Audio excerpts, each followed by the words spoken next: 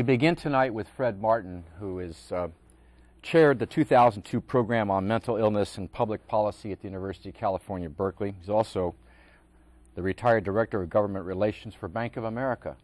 Welcome. Thank you. What a combination. Yes. You know, we've been having a series of guests which you helped stimulate with your article, which we're going to talk about tonight. The issue and the problem has only gotten worse since you wrote the article. What prompted it? What prompted you to go from Bank of America as an executive to this area of mental health, and especially with regard to homeless? Well, I've always been interested in this question of mental illness and mental health, and I've had some cousins who've actually died for lack of treatment. I have seen many people suffer who did not need to suffer. I've seen came back from Korea and was covering the legislature for the AP when Short Doyle was passed. I saw what happened with Lanterman Petra Short. I was up in Oregon covering the legislature and did a whole series of stories at the state hospital on the therapeutic community. And in the 60s, people believed that if you closed down the hospitals, pull the people out of the hospitals, and put them back in the community, they were going to get well. But medicine was just coming online, and there weren't the facilities, and Prop 13 basically put an end to whatever there were, and so you had these people on the streets, and what happened is we took them out of the mental hospitals, sometimes for good reason, and put them on the streets, and they ended up either critically homeless and untreated on the streets, or in the jails or in the prisons. And it's tragic today that the largest mental health institution in the United States is the Los Angeles County Jail. And you took that, well, you took all that experience and you focused on San Francisco in this article for the San Francisco Chronicle. I think it was just before you wrote the article that the Chronicle came out strongly for implementing Laura's Law, which we've discussed on this program, which would allow for some involuntary treatment for the dangerously mentally ill. It's an imperative. In San Francisco, what percent of the people who are living on the street are dangerously mentally ill? Well, Willie Brown told me over breakfast when I was putting together the program for the Mental Health and Public Policy Symposium that I said the majority of the chronic homeless are mentally ill. He said, majority, you're way too conservative. He said, it's the vast majority. He said, if I could get them into treatment and get them to take their medication, we could save the city millions. What percent of those who are mentally ill are dangerously mentally ill? I can't answer categorically. In your opinion? But a significant number, because that's a part of the problem, because you have a dual and triple diagnosis where the person who is not treated turns to drugs or to alcohol and then goes completely out of control. The severely schizophrenic, because the brain does not work right, they're disabled in mind and body, or in mind and person, have delusions and illusions. A very good friend of mine had a son who was on his medication doing very well. He went off his medication. It came into his head that the CIA and the FBI were manipulating his brain in his delusionary state. He went out and he bought a Glock and some other automatic weapons, got in a car. They lived in Northern Virginia and headed for the CIA. His father got wind of it and called, and they headed him off. He went to federal prison, and he was put in treatment and paroled eventually with a mandate to be in the supervised medication program. His father was most grateful for the fact that it was a federal crime and not a Virginia crime at that time. The fact is, and Dr. Boyce Smith indicated in his interview on this program, that the big difference between then and now is that there are now drugs, more advanced drugs, that can actually treat, let's say, the symptoms at least, if not the illness, that weren't available before. That is correct. And the new drugs have less side effects. The early drugs had problems, maybe kidney problems, weight gain, palsy, so on. And it takes some time in the hospital to determine which is the drug that works best for a person. And some work and some don't. That's why it's such an imperative to have the locked wards as an alternative to jail and prison. Okay, now we come to San Francisco. You served on the 10-year homelessness plan, or on the council, on yes. the council. the 10-year council to drop a plan to end chronic homelessness? From my insider sources, and we discussed this in preparation for the program, there were sections in that plan and recommendation to the mayor, I presume, that included enforcement and mandatory treatment and some direct dealing with this subpopulation of homeless. Yes, there were. We It set was up in the draft. We had the committees had extensive hearings, and I personally arranged for a great many witnesses to come from who were expert in this field. But when it came time for the report, the chairman, Angela Alioto, took it and wrote it apart from the council.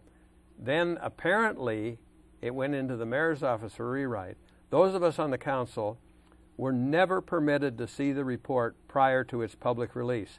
And for instance, Dr. Francis Rigney, who was a psychiatrist, was enormously upset because sections that he'd worked up specifically were completely eliminated from the report. That is a very damaging indictment. And furthermore, we never received a letter from the mayor. We never received a thank you. There was no acknowledgement of the service. And now it comes, what was left out of that report that was heralded as the 10-year plan, part of a federal mandate where all cities had to come up with this plan, probably to get federal funding. The section that was left out, or the parts that were left out, indeed addressed the problems that we're facing right now in San Francisco. Yes, they did. And that's what your article said. Yes. So what was left out, and what is it that you filled in through your article? The basic problem today is the need for treatment.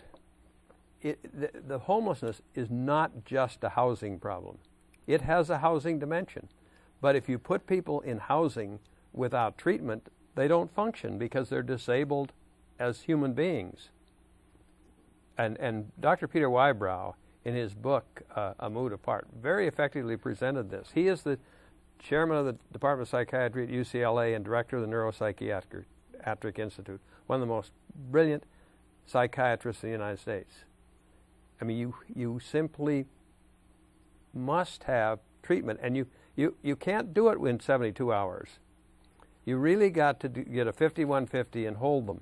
And this idea that you can substitute a voluntary 16-hour program is ludicrous. And where does that come from? It comes from a deal with Mitch Katz made with Mitch Katz being the head of the director of health for the city of San Francisco. Mitch Katz. Yes, and Steve Fielding of the Progress Foundation, and his so-called doctor is simply a psychologist.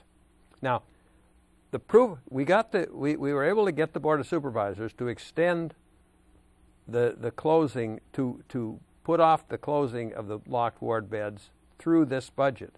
But the proof of the pudding, whether or not this administration and this city is serious and it does not intend to dismantle its mental health treatment program, which is reasonably good right now, will come when the mayor's budget is released in May, and we will see whether the locked wards beds are in that budget. But at least 100 beds have been lost nevertheless. In the private sector. Yes, whatever, in the city.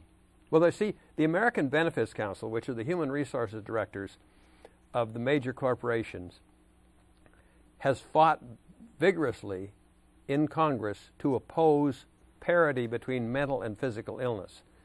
And the private sector and the insurance companies have systematically reduced the amount of treatment for the mentally ill. Now, the mental illness is a physically based disability in the brain.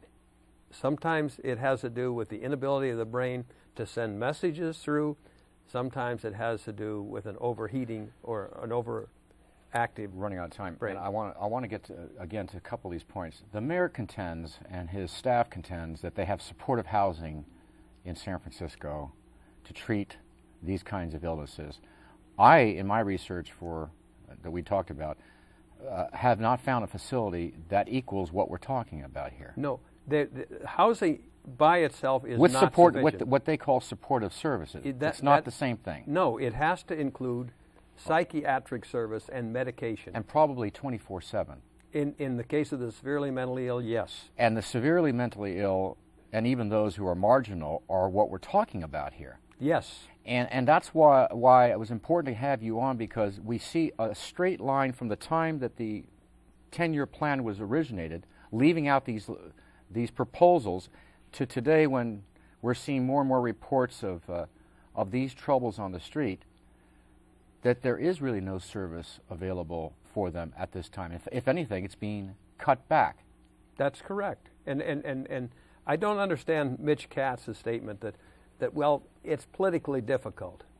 Well, he's paid to call it like it is, to do what needs to be done, and other people have to make the political decisions. But the question of whether these locked ward beds are in the budget is directly in the lap of the mayor. And if that budget comes out in May and those beds aren't there, that's a clear signal that this mayor is not willing to tackle the problem of the severely mentally ill, chronically homeless. The one question always comes to mind, with so many on the street that are dangerously mentally ill, why don't we see more random violence based on the schizophrenia or paranoid symptoms that these people have? Why is it that it's been relatively safe for the average public? Well, a good many of them end up down in the coroner's office on a slab before usually doing more damage to themselves than to others.